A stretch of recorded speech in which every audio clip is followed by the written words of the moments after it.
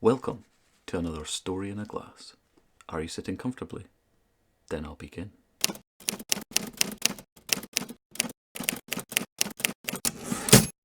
A story in Laphroaig 10. A campfire memory by Neil Smart.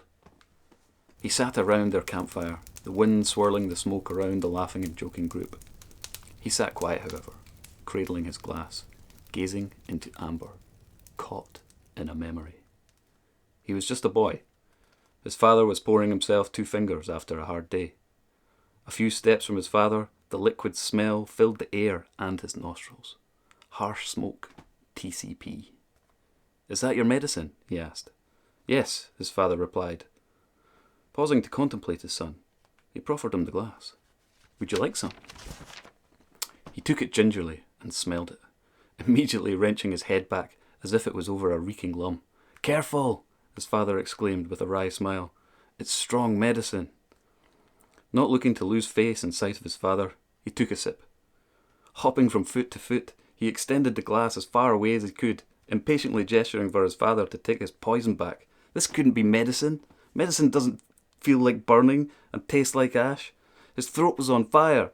He looked for relief. The fruit bowl was closest. Grabbing desperate hands, found something and thrust it in his mouth.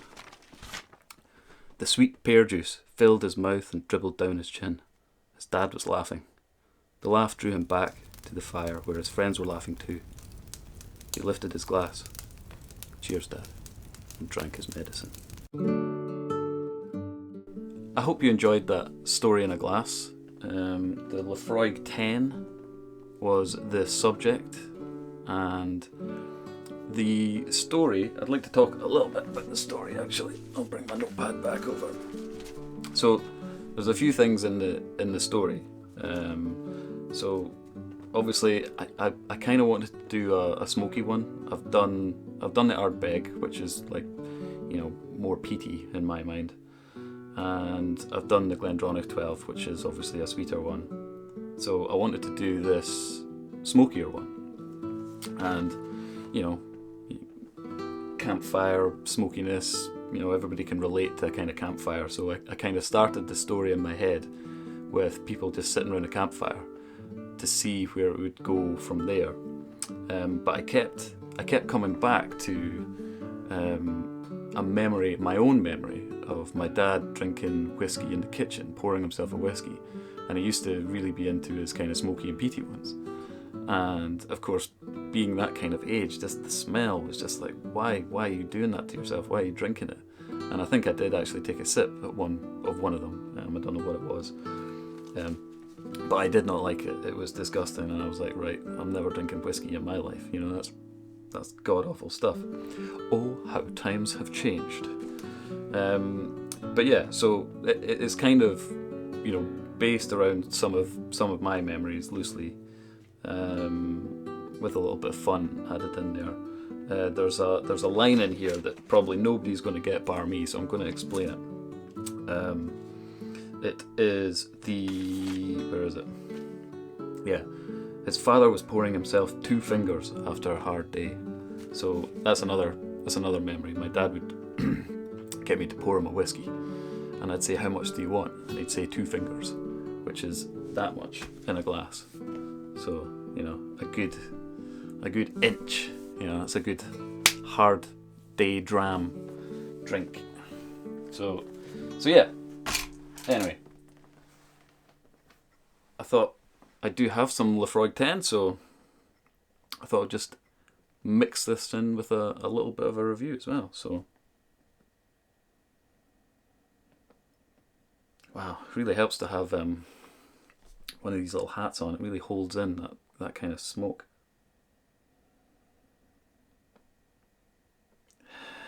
But it's not like when I was a kid. I would have smelled this as a kid, and I would have been like, "Oh man, that's just so smoky and disgusting." Even as a teenager, even in my 20s, I think. But now when I smell it, I do get, you get that nice kind of charred barrel, burnt oak. There is campfire in there. There's a kind of peaty earthiness as well. Kind of slight acrid, kind of drying kind of feel to it.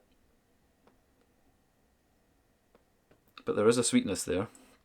I tend to find if you give the glass a little blow, sometimes you can pick out some of the other scents. It kind of quietens down the alcohol vapours a little bit and allows you to pick out some of the other stuff. So I can get a little bit of kind of creamy vanilla. And I know a lot of people get pears, which is why, of course, I put the pear in the story at the end, where he bites into the pear and the juice dripples down his chin. Don't think I'm not getting the pears. I think sometimes it's about finding the sweet spot as well, with your nose over the glass. Because if I put my nose over here, I get the harsher smoke, but if I raise it over the top, I'm getting more of the sweeter vanillas, and there is something there. There is like a fruit, but I'm wondering if it's more apples or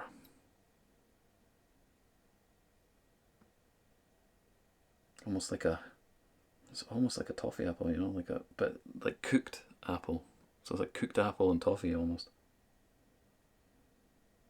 Yeah, definitely a bit of kind of carameliness in there as well.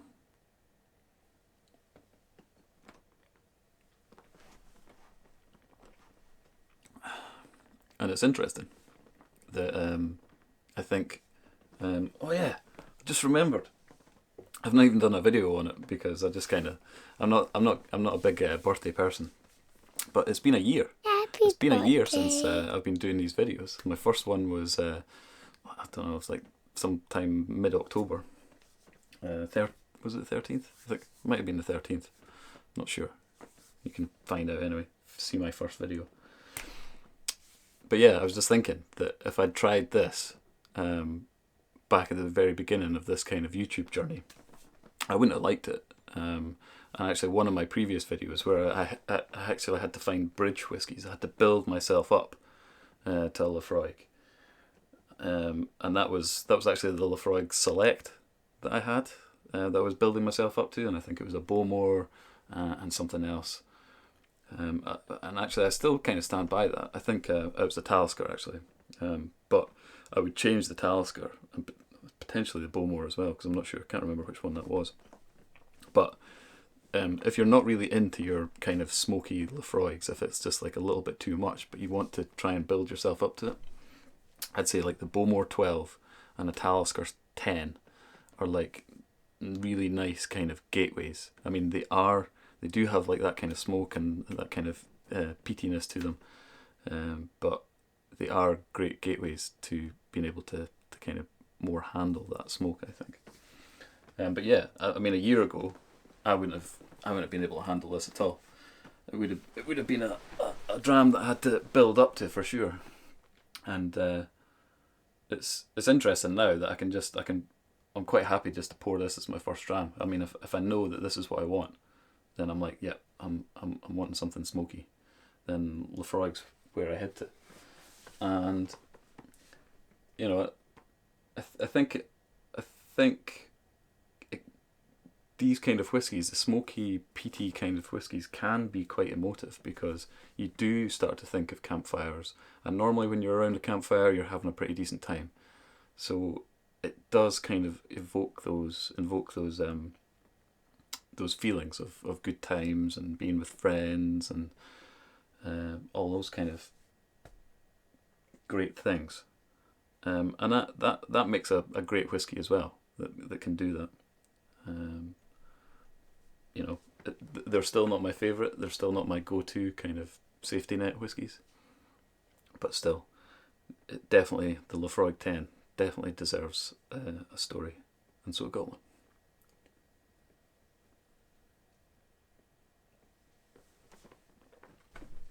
So there is a lot of smoke on Laphroaig, especially if you take your time with it and really wash it over the top of your tongue. Get a lot of smoke. There's oils in there. It really lingers. You know, you could put this down and you could still be tasting a bit of smoke 5-10 minutes later for sure. But I'm gonna give it a swirl about my mouth a little bit, see what happens when I go under the tongue.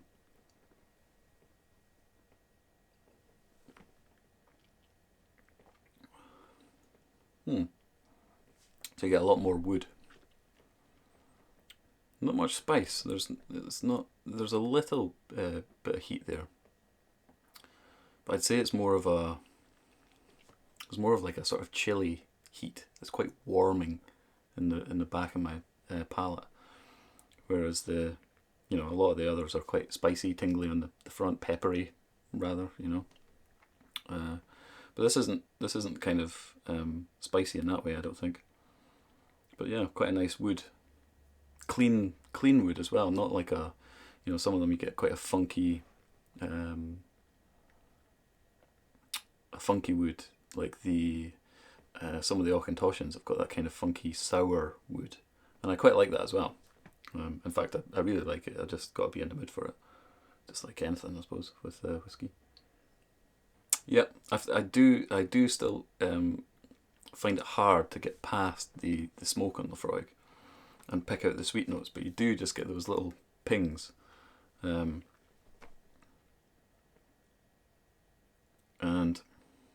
you know what, there could be like a little bit of pear in there. There's definitely some kind of greenish kind of fruit feel.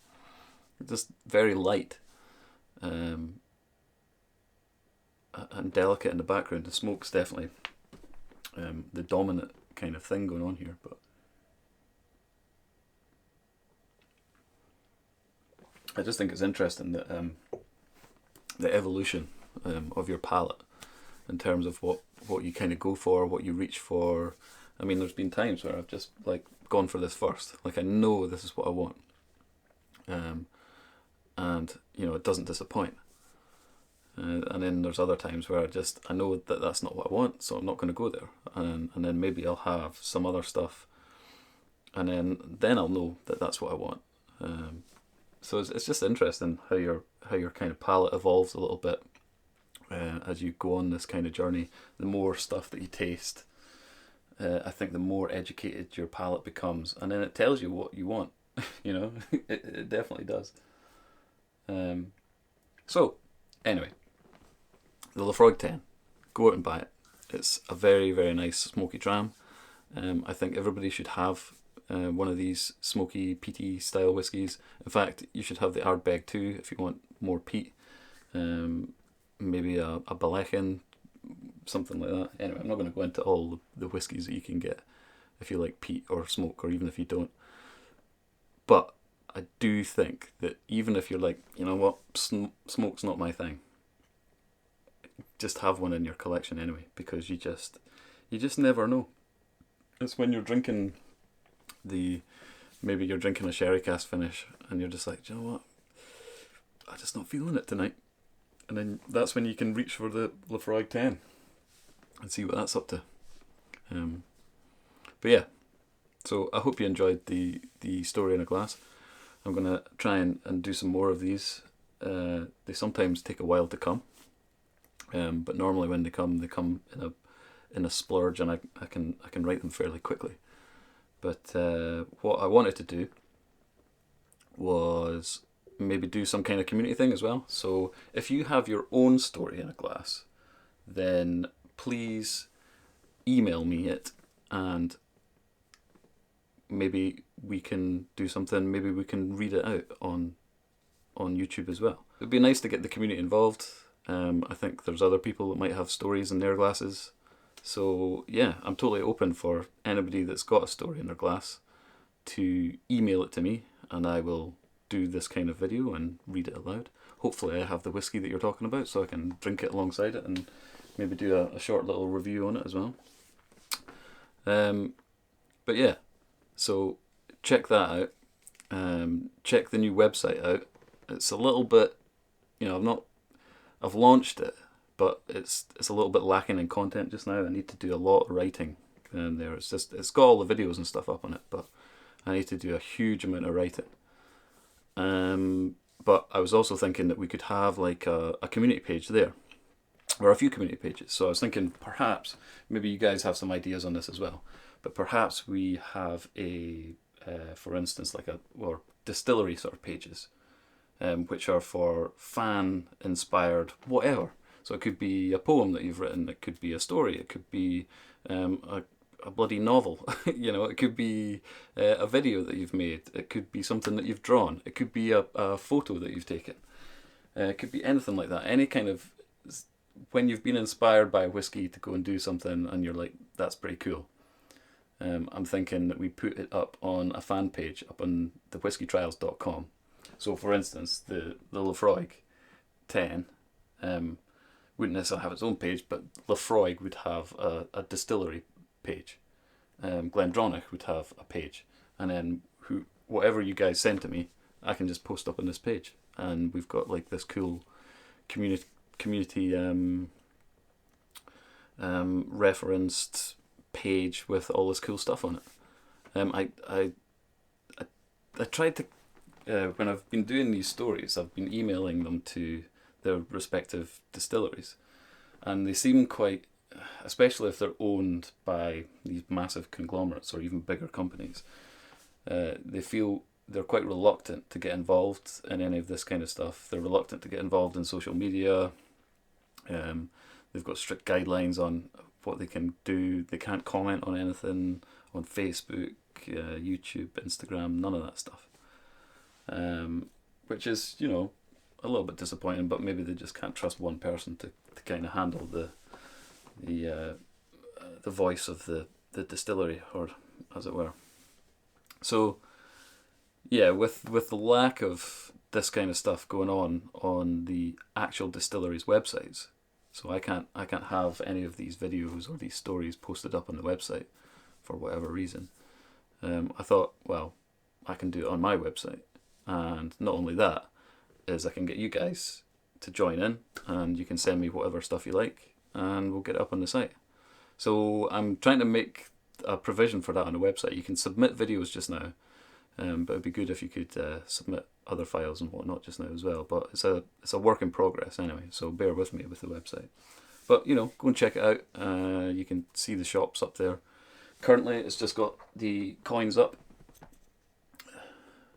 which are really cool.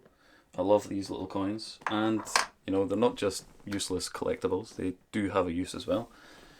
They act as very lovely whiskey hats. I'm just about to put the hippers up, and I'm just about to put up the expandable shot glasses, which are really cool. But when I got them shipped over, immediately I was kind of shaking it, and it rattled a bit, and I was like, I don't really like that rattle. It would annoy me, so I'm guessing it would annoy other people. So what I'm doing is I'm getting little bits of felt inserted into the inner lid, so that when it closes nice and tight. And actually, it looks really good. It's got a sort of black felt on it, and it looks really luxurious and cool. So stay tuned for them. Shouldn't take too long to get them up on the website either. So yeah, cheers guys, and here's to a story in your glass. Slange.